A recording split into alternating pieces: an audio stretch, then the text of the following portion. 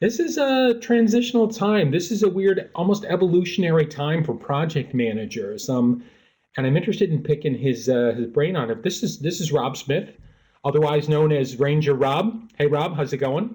Great, Dave. Thank you for having me. Awesome. So let's just jump to the chase here. What are what are some of the unique challenges that virtual project managers are currently facing? Well, Dave, that kind of depends on the type of project manager we're speaking about. So I'm going to divide that into two.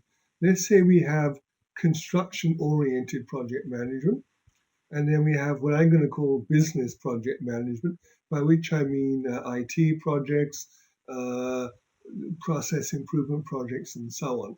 So let's start with the construction folks first. Obviously, in many parts of the country, your project has been shut down completely, and or you're going at maybe 10% speed. So, what am I going to do about this? Well, I'd like to propose to you that probably one of the things you want to be looking at is what happens when I get back. How am I going to get restarted on this project full time? Let's say you're building a shopping center or a office building, whatever, and especially if it's been stopped altogether. And in some states, construction is zero right now. So for those people, I'd say what you want to do is get together a plan to restart your project. In effect, you've got a project here within your overall project, and you've got to look at where did I get to and how am I going to carry on. And I'd recommend that you look at this from a point of view of the risk management point of view. In other words, what is going to be the state of my project when I go back to the construction site? What risk events could have likely occurred in my absence? I'm going to assume that you've had the right to maybe go there to check things out and what have you. And so this shouldn't be coming to you kind of like bolt out of the blue, but you can kind of see some of the things that are going to have to be addressed from a restart point of view. So you need to have that Right, restart plan pretty solidly in place. Now, right. for the other folks, and who I call the business projects, I'm assuming many of you are working in a virtual situation where your project team is working from home. And that may or may not be new to you. Um, but if it is new to you, I'm sure one of the things you're discovering is just keeping tabs on where everybody is and what they're doing and how we're doing on our deadlines, how we're doing on our milestones and what have you.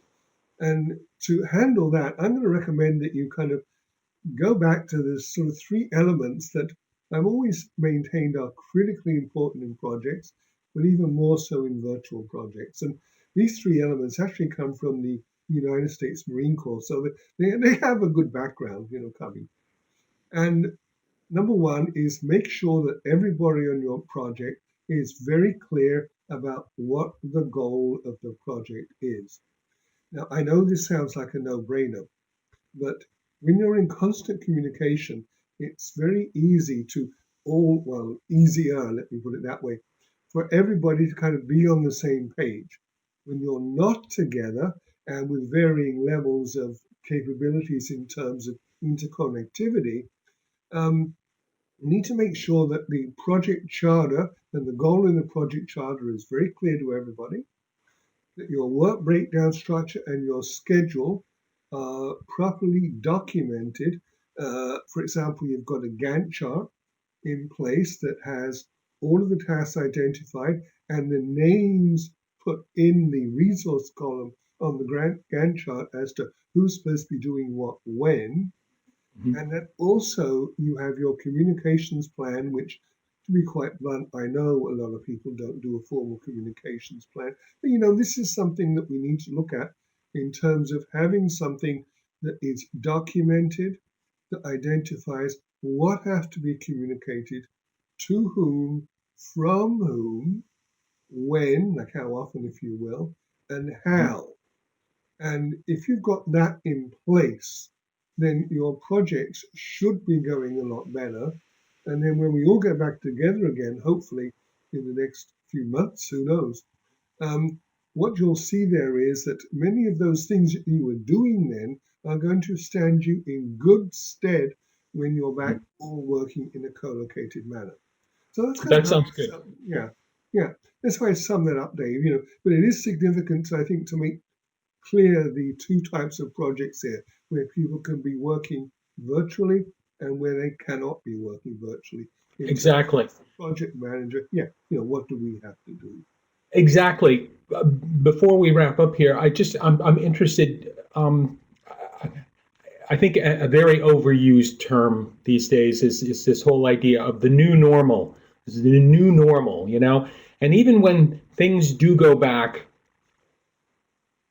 to the way or approximating the way they used to be, um, there's going to be a great deal of sensitivity to how we're working right now.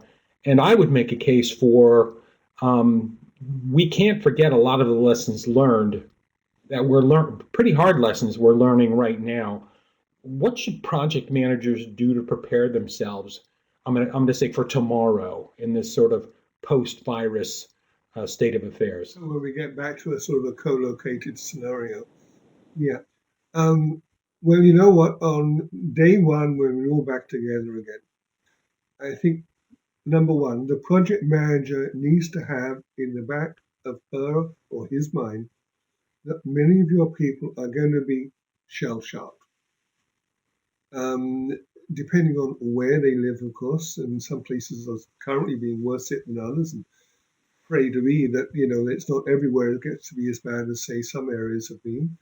But people are going to be shocked because a lot of the world has been moved out from under them. Mhm. It could be psychologically, which is out of our realm as project managers, but from a point of view financially, and what have you. So I think we need to understand that people are going to be in a very sort of sensitive place and time when we get back together. So empathy becomes super important. Exactly, exactly. And I would suggest as maybe a springboard for dealing with that is having sort of a round robin session, in a conference room or something, where people are able to share their concerns and lessons learned and what have you taken from this situation, and make sure that as we're moving forward, everybody has had a chance to kind of throw in their bit into what they went through, and that they feel that you, the project manager, to use your word, Dave, empathy there, Dave, is practicing your interpersonal skills in such a way that they feel that, and you should not just feel, let me add this, care about what they've been through and where they're coming from and what they're going to be feeling like moving forward. Okay, Rob, I really appreciate the time you've given me here today. I wish you well, and I hope to be talking to you again real soon. Okay, great. Thank you, Dave. My pleasure.